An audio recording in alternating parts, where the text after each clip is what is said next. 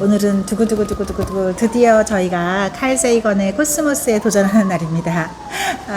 정말 이걸 읽을 수 있을까? 이제 다큐멘터리 비디오로는 봤지만 이거를 책으로 읽을 수 있을까 생각했지만 또 우리 함께해서 가능할 수 있는 그런 용기를 내어서 읽게 되어서 너무 감사합니다.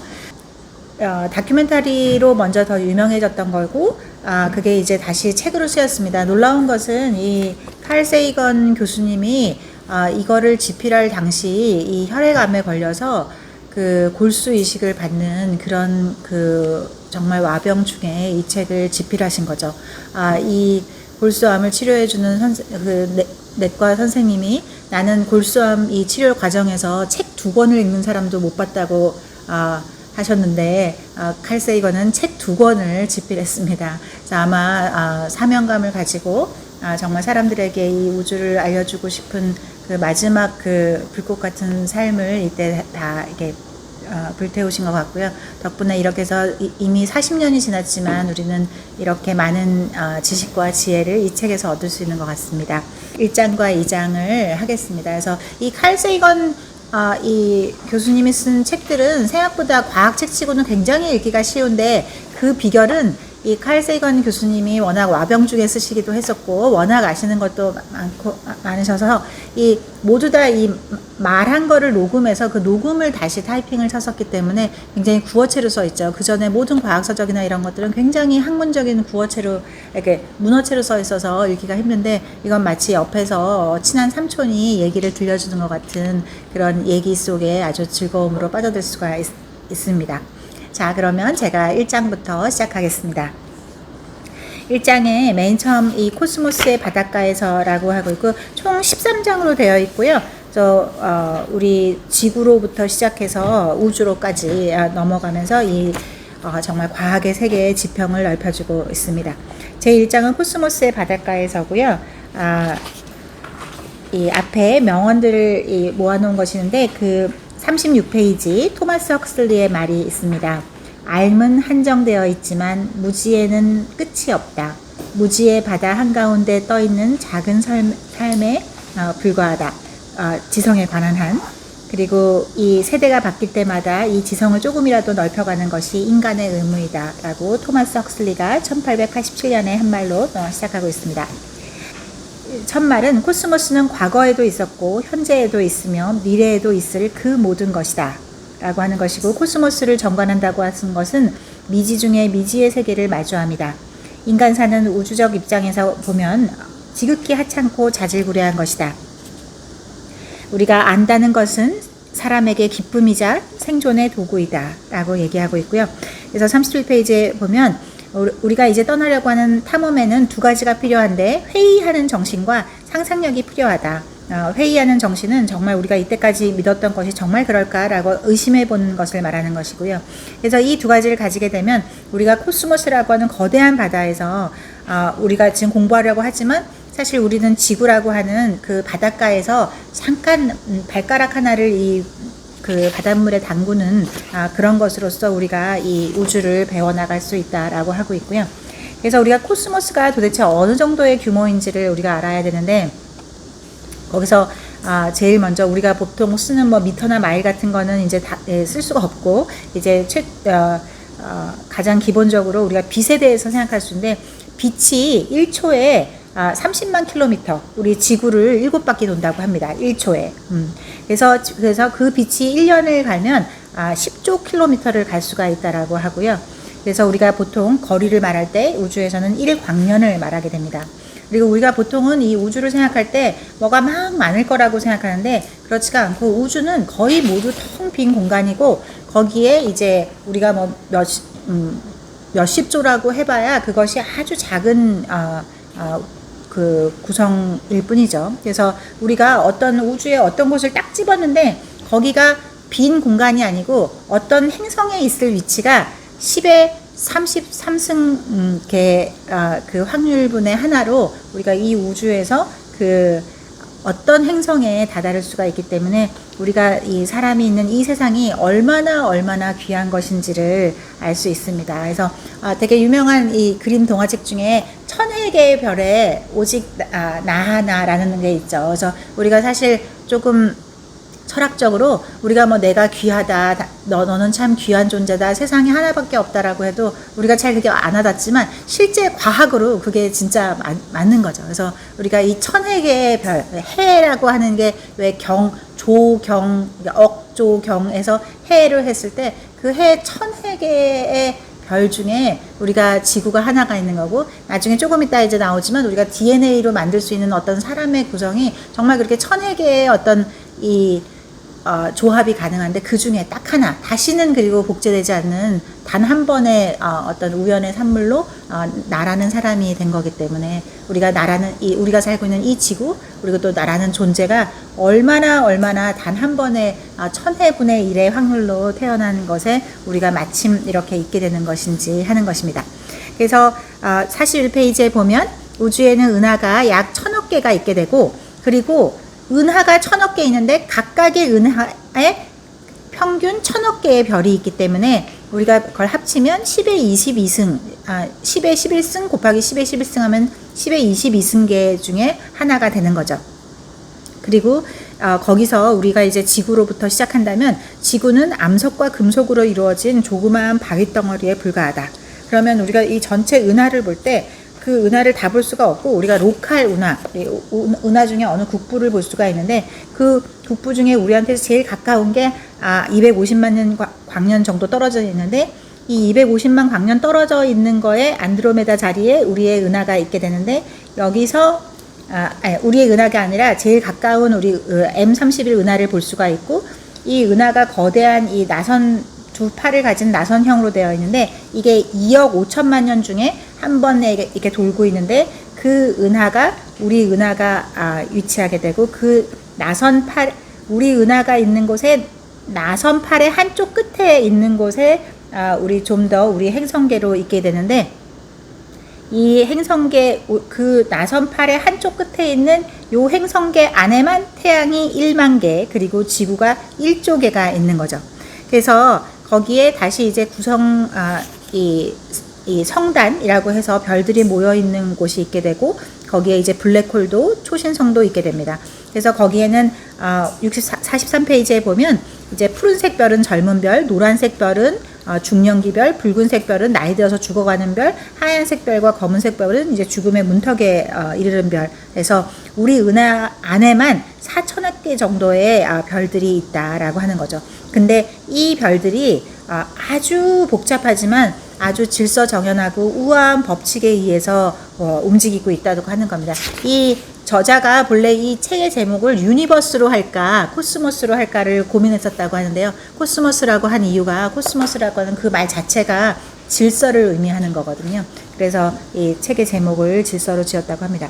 그래서 우리가 이제 이 구성 성단으로 다시 이제 오게 되면 다시 태양계로 들어오게 되고, 이 태양계에서 다시 이제 행성계로 되면 거기에 이제 우리가 아는 수금지와 목토 천해명 이렇게 해서 여러 개의 행성이 있게 되고, 그 행성에서 드디어 우리가 지구까지 오신 거죠. 그래서 46페이지 행성 지구에 오신 것을 환영합니다 이렇게 시작하고요. 그래서 이제 지구의 이야기로 시작됩니다.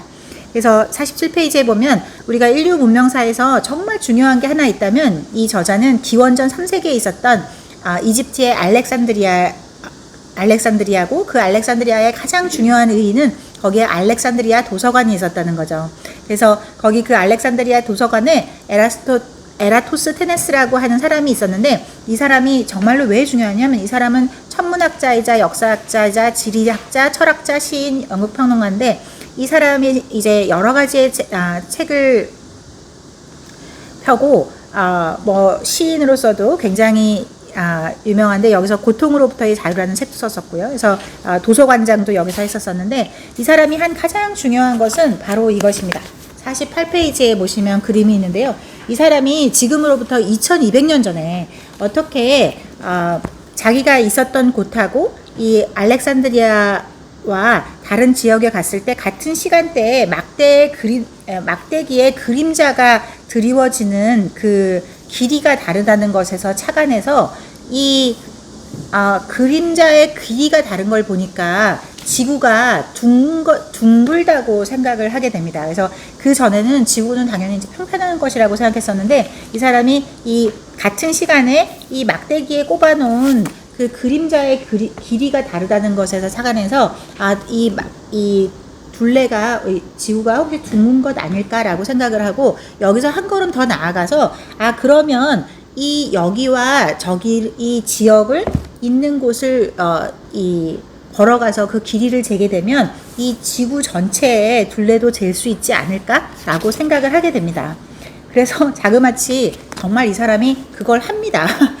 그래서 이분이 이제 공면이라는 것도 처음 생각했지만 이 그림자의 길이 차이가 이걸 가능할 거다라고 해서, 우리가 이 사람이 사람을 진짜로 시켜서 보폭으로 그 거리를 걸어가게 해서 그 보폭으로 진짜 걸어서 이 길이가 약 800m 거리의 차이가 난다고 생각해서, 그럼 800m 거리인데 이게 7도 정도 그림자가 기울었기 때문에 이 360도 중에 7도면 전체의 50분의 1일 것이다 라고 생각해서, 그러면 800km의 50배 하면 4만 킬로미터, 그래서 지구의 둘레는 4만 킬로미터가 일 거라는 것을 2200년 전에 생각을 하는데, 이 사람이 정말 생각할 때 필요했던 것은 막대기, 눈, 발, 머리, 그리고 실험정신, 딱 이걸로 지구의 둘레가 공면일 것이고 그 길이가 4만 킬로라는 것을, 지금과 거의 오차 범위가 없는 그런 것을 2200년 전에 생각을 해냅니다.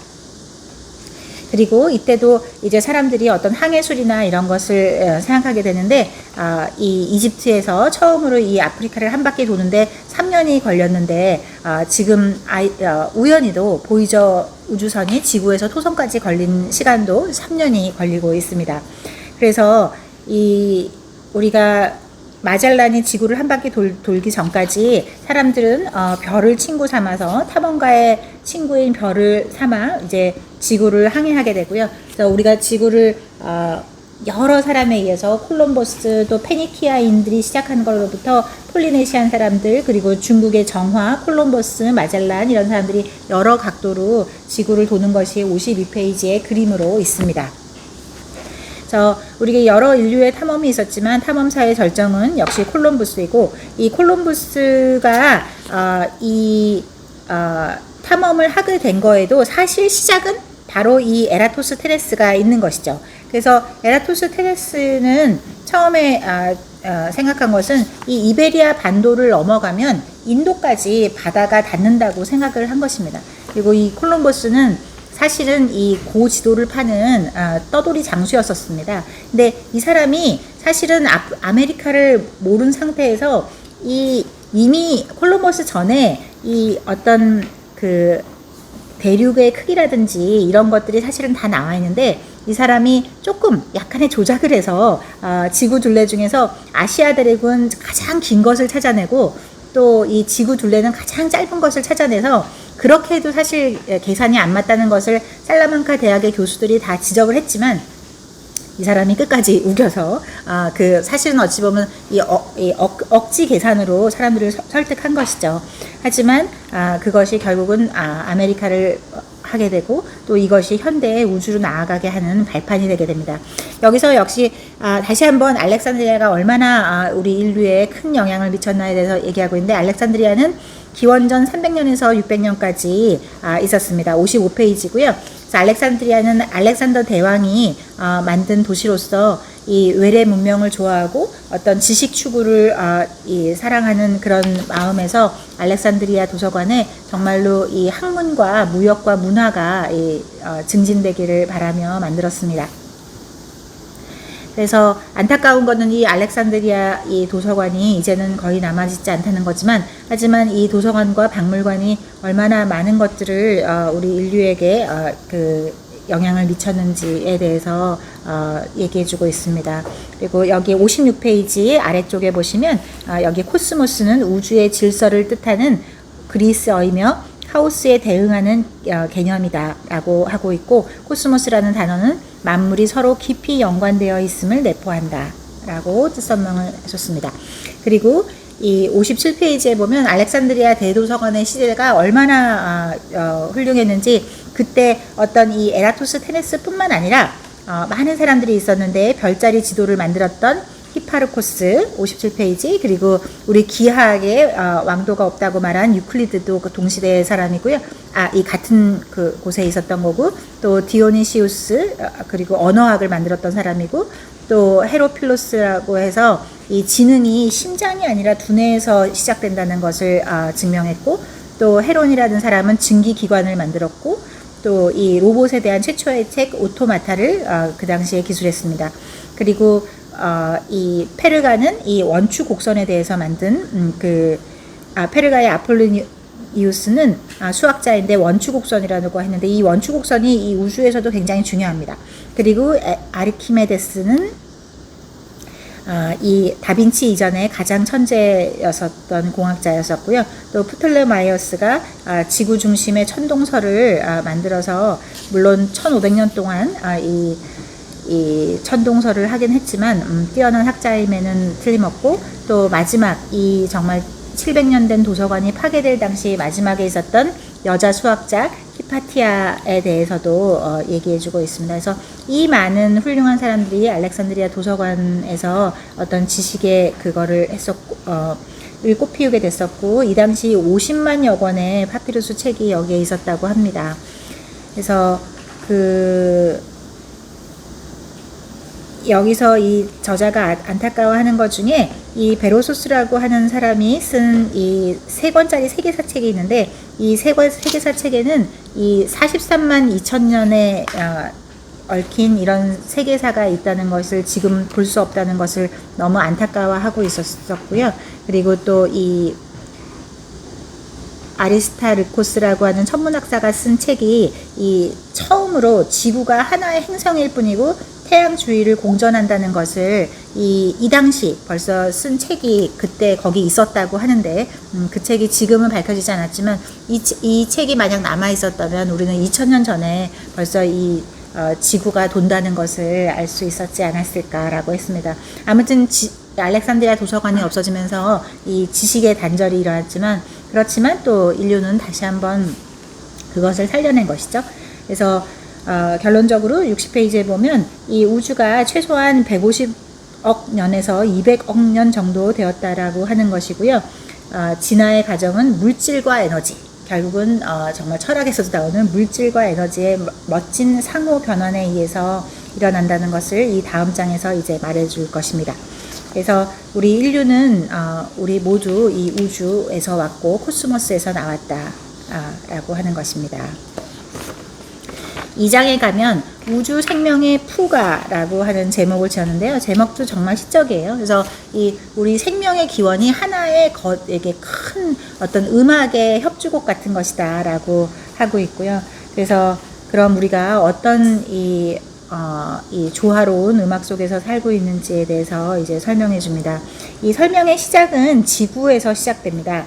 그래서 지구에서는 맨 처음에 생명이 없었던 시절이 있었었고요. 생명이 없었던 시절에 이제 탄소로부터 시작되게 되는데, 지구에 생명이 발생한 것은 정말 놀라운 우연인 거죠.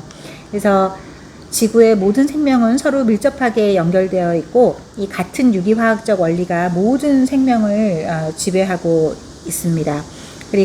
그래서 67페이지 중간에 보면 지구 생명이 들려주는 음악의 하나의 한 토막의 에피소드로 시작하고 있는데, 이 1185년 일본 천황에 7살 소년인 천황이 있었습니다.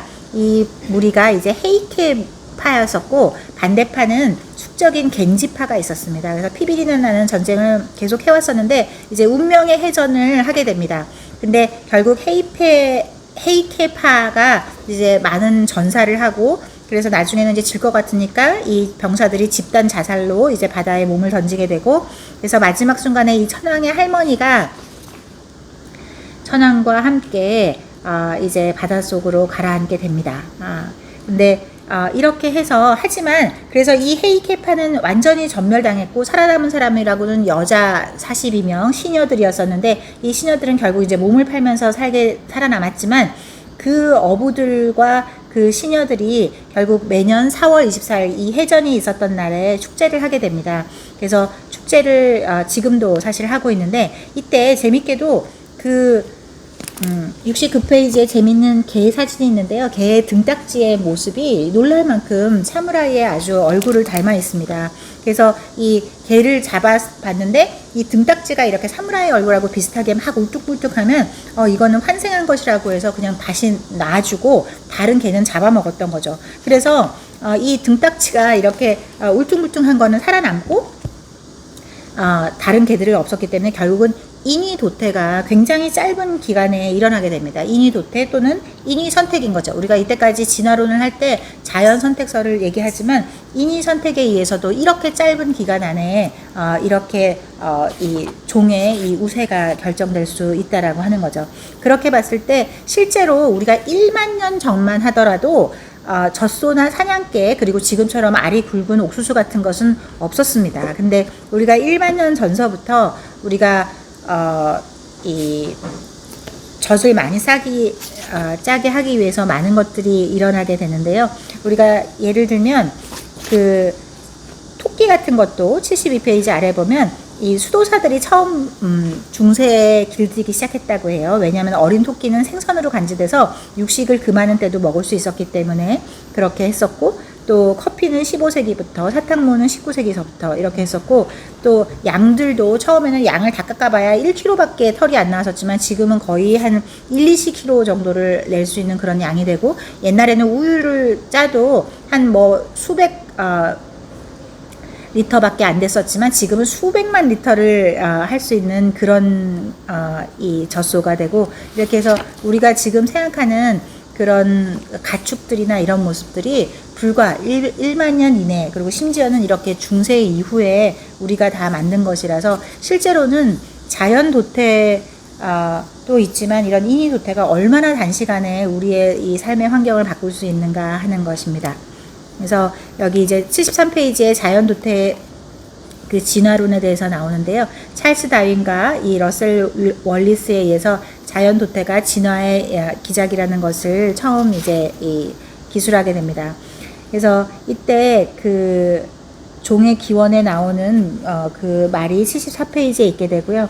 그래서 19세기 이 위대한 천재였던 이 토마스 헉슬리는 너무나 한탄했다고 합니다. 나는 도대체 왜 이런 생각을 미리 해내지 못했을까? 우리가 하지만 이 다윈의 생각이나 다윈과 월리스의 생각은 정말 어떤 섬광과 같은 거라서 그 섬광으로 사람들이 다 따라가게 돼서 그 생각이 1500년 이상 우리 모두를 생각하게 했던 우리 세상에 위대한 설계자가 있어서 그 설계자가 모든 것을 어떤 단세포 하나마저도 회중시계보다 더 복잡하고 정교하게 할 수 있는 그런 것들을 창조했다고 하는 생각에서 사실은 우리 그동안 1500년 동안 모든 사람들은 어떤 자연현상의 의미와 질서 그리고 인간 존재의 의미를 찾아왔다고 76페이지 중간에 이렇게 말하고 있고요. 그것이 사실 모든 인간들이 살면서 삶의 의미를 갈망하면서 사는 것을 충족해 줬던 거죠. 근데 사실은 이런 설계자도 설득력이 있겠지만 자연 선택이 실제로는 진화의 원동력이었다는 그런 설명을 발견하고 또 그때 사람들이 얼마나 놀랐었던가 하는 겁니다. 77페이지 맨 위에 보면은 화석 기록에 대한 것이는데, 화석 기록이야말로 어떤 위대한 설계자의 그 존재를 증명한다고 생각했지만, 하지만 거꾸로 보면 그렇게 정말 설계자가 모든 게 완벽했다면 도대체 왜 도태될 만한 그런 식물과 동물을 만들었나? 거꾸로 생각하면 화석이야말로 그런 위대한 설계자가 저지른 시행착오나 한계를 말해주는 게 아니었나 라고 하는 생각도 가능하다고 하고요. 또 1950년대에 이 저자가 운 좋게도 그 초파리 실험을 할 수가 있었는데, 한 번은 정말로 변종이 발정돼서 이게 어떻게 이럴 수가 있지라고 했었는데, 그게 사실은 초파리 변종이 아니고 나방이 알을 놓고 간 거였다는 거를 발견하고 놀랐다는 에피소드. 그리고 79페이지 중간에 보면 진화의 비밀은 죽음과 시간에 있다. 우리가 겨우 70년밖에 살지 못하는데 우리 7천만 년의 생물의 그 속성을 어떻게 이 100만 분의 1의 찰나에 불과한 시간에 우리가 알 수가 있겠는가? 우리가 하루를 사는 나비가 하루를 영원이라고 생각하듯이 우리 인간도 역시 100만 분의 1, 생명 진화의 100만 분의 70년대 7천만 년이기 때문에 그것을 보고 우리가 말하긴 참 어렵다라고 하는 거고요.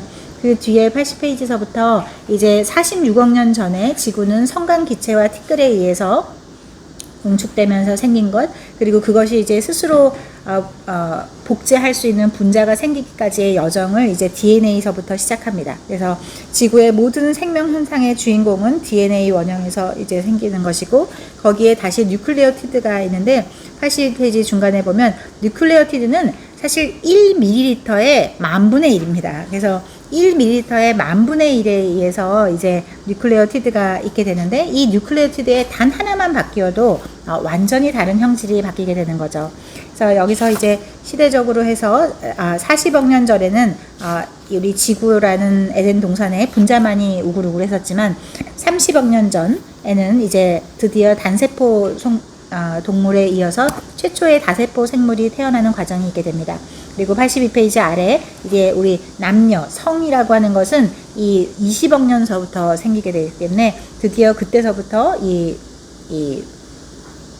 후손을 남길 수가 있게 되는 거죠.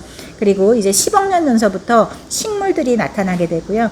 그래서 산소 분자가 이때 처음으로 식물이 생기면서부터 생기게 됩니다. 이 전까지 지구는 주로 수소에 의해서 있었는데, 이 산소 대기의 출현으로 인해서 생명에는 신기원이 일어나게 됩니다. 하지만 산소가 우리가 생각하는 것처럼 좋은 것만은 아니고, 사실은 맨 처음 최초 생명체에는 거의 유독한 것입니다. 그래서 우리 보툴리누스나 파상군처럼 산소 분해력에 대처할 수 있는 것만이 살아남았었고, 그때 이제 질소는 오히려 산소보다 덜 무해합니다. 그래서 했을 때 84페이지에 보면 이 6억 년 전에 드디어 이제 캄브리아 대폭발이라고 해서 이때 정말 모든 생명체들이 막 폭발적으로 이 지구에 나타나게 됩니다. 그리고 약 5억 년쯤 되면 삼엽충이라고 해서 85페이지 그림에 있는 이런 곤충류를 닮은 최초의 이 화석을 우리가 볼 수가 있고요. 그리고 하지만 이것도 5억 년 전서부터 2억 년 전쯤에 모두 멸종하게 됩니다. 그리고 이제 86페이지 아래쪽에 보면 1000만 년 전쯤에 그 중간에 이제 이 드디어 캄브리아 길을 거쳐서 최초의 어류가 나타나고, 최초의 척추동물, 최초의 곤충, 최초의 육서동물, 최초의 파충류, 최초의 나무, 그리고 최초의 새, 최초의 꽃, 그리고 최초의 고래류, 최초의 영장류가 순서대로 나타나게 됩니다. 그래서 드디어 1000만 년 전에 드디어 이 인간과 비슷한 생물이 나타나게 되고, 결국 수백만 년 전에 최초의 인간이 생기게 됩니다. 그래서 87페이지 위에 보면 이제 숲이 처음으로 조성하게 되는데, 이 숲에서의 역할이 정말로 중요합니다. 그래서 숲은 우리가 나무에 의해서 이루어지고, 나무는 굉장히 가만히 있는 것 같지만 나무는 하나의 거대한 아주 잘 작동하는 기계이고, 그 기계에 의해서 우리가 광합성을 하게 되면 광합성이 햇빛을 탄수화물로 만들고, 그 탄수화물을 다시 산소와 결합해서 에너지를 만들고, 그러면 이 동물이 다시 이 탄수화물을 먹은 다음에 이산화탄소를 토해내면 다시 그것이 이제 이 나무가 먹게 되는 거죠. 그래서 사실은 동물과 식물이 따로 떨어져 있는 게 아니라, 동물이 내뱉은 것, 식물이 내뱉은 것을 서로가 해서 구강대 기공이라고 해서 우리가 내뱉은 것을 다시 들이마시는 것이 동물과 식물이 반복되면서 이 위대한 생명의 순환이 일어나게 되는데, 이 모든 것의 최초의 시작은 태양으로부터 오는 빛으로부터 시작한다는 것이 정말 놀라운 것이죠. 그래서 그리고 이제 유기분자수가 한 100억 개 정도 되는데, 실제로는 우리 생명활동에 되는 건 한 50억 개밖에 없고, 그 중에서 우리가 핵산이라고 하는 거, 그리고 핵산에서 다시 세포의 핵으로 들어가는 거, 이런 것들을 하게 되면 정말로 아주 단순한 최초의 그 DNA와 뉴클레오티드에 의해서 되는데, 인간의 DNA가 90페이지에 보면 인간의 DNA가 약 10억 개의 뉴클레오티드로 이루어져 있는데, 사실은 그 중에 단 한 개의 뉴클레오티드만 바뀌어도 우리는 완전히 다른 것이 됩니다. 그래서 그렇게 치면 이 10억 개의 조합의 수로 다 따지면 우리 인간이 이제 지난 수백만 년 전에 태어나서 죽은 사람을 모두 다 해도 실제 그 조합이 다 구현되지 않았었기 때문에 우리 미래에는 정말 어떤 생명체가 일어날지 정말로 놀라운 것이죠. 그래서 이런 진화는 돌연변이와 자연 선택에 의해서 이루어지게 되고, 그래서 이 92페이지에 이 실제 예를 들고 있는데, DNA는 뉴클레오티드 하나가 바뀌게 되면 아미노산이 바뀌게 되고, 그 아미노산이 바뀌게 되면 형질이 바뀌는데, 아프리카 사람에게는 난 모양의 적혈구가 동그랗지가 않고 초승달처럼 생기는 것이 있는데, 이것이 산소는 운반력에서 떨어져서 빈혈을 유발하기는 하지만 실제로는 이것들이 말라리아에 굉장히 강하기 때문에 좀 빈혈에 걸리는 것 정도는 차라리 말라리아에 걸려서 죽는 것보다 훨씬 나아서 이 아프리카에서 잘 했던 거고, 근데 우리 인간 세포에 아까 100억 개의 뉴클레오티드가 있다고 했는데 그 중에 단 하나가 바뀌는 걸에서도 저런 큰 변화를 낼 수가 있다라고 합니다. 그래서 우리가 분자 수준에서 봤을 때 나무와 인간이 굉장히 전혀 아무 관계가 없지만, 사실 나무와 인간은 거의 똑같은 화학 성분, 거의 똑같은 차이가 없을 정도로 거의 똑같다고 하는 겁니다. 그래서 지상의 모든 생물들은 거의 아무런 차이가 없다, 이 설계도나 이런 거에서 봤을 때. 그래서 이 생명의 음악을 악보에 적어 놓는 것처럼 우리의 그 여러 가지 작용을 할 수 있는데, 이 93페이지에 걸쳐서 이 스탠포드와 이 많은 그 학자들이 우리가 인공적으로 이 목성의 대기 상태를 혼합기체를 만드는 겁니다. 그래서 이것을 어떻게 만들면 실제로 이 목성과 같은 상태가 될 수 있는가, 그리고 그런 다른 행성에서 어떻게 생명체가 가능할 것인가에 대한 것에 99페이지 중간쯤에 보면 이런 목성과 같은 거대 행성에서 어떻게 살아남을 수 있을 것인가. 왜냐하면 너무 뜨겁기 때문에 사실 그냥 순식간에 튀겨져 버릴 거기 때문에, 그럴 때 이 튀겨지기 전에 재빨리 번식을 해서 기류를 타고 대기권으로 아주 서늘한 상층부로 올라오게 되면 그게 상층부로 올라와서 딴 곳으로 이동하면 가능한데, 그것이 이 100페이지와 101페이지에 이 성운의 그림으로 이렇게 있습니다. 그래서 이 성운의 이동에 의해서 실제로 추라든지 찌라든지 이렇게 해서 싱커 플로터라고 해서 이런 개념을 하면 실제로 가능할 수도 있다. 재밌는 거는 깨알같이 6번 그림은 실제로 이 그림을 그린 그림이에요. 그래서 나머지들은 구름이고요. 그래서 맨 마지막에 결론을 내리고 있는데, 이 103페이지에 보면 생물학은 물리학보다는 역사학에 더 가깝다. 그리고 왜냐하면 현재를 이해하려면 과거를 잘 알아야 하기 때문이다. 그리고 예견론 같은 게 있을 수 없는데, 생물학에서도 우리가 역사에 예견론이 있을 수 없듯이 생물학에서도 마찬가지다. 왜냐하면 이 연구 대상들이 너무나 복잡한 존재이기 때문에 그렇기 때문이다. 그래서 결론적으로 생물학과 역사학은 우리에게 주는 교훈이 공통점이 있는데, 타자를 이해하려면 자신을 더 잘 이해하게 된다라고 하는 겁니다. 그래서 타자를 이해함으로써 자신을 더 잘 이해하게 된다는 어떤 교훈점을 할 수 있고, 그래서 우리가 이 2장에서 우리가 이제껏 지구라는 작은 세상에서 이 생명이 어떻게 움직이는 생명의 음악을 이제 만들어내고 있나를 들려주었고, 이제 우리는 다음 장에서 우주 생명의 이 음악을 들으러 떠나게 됩니다. 이상입니다.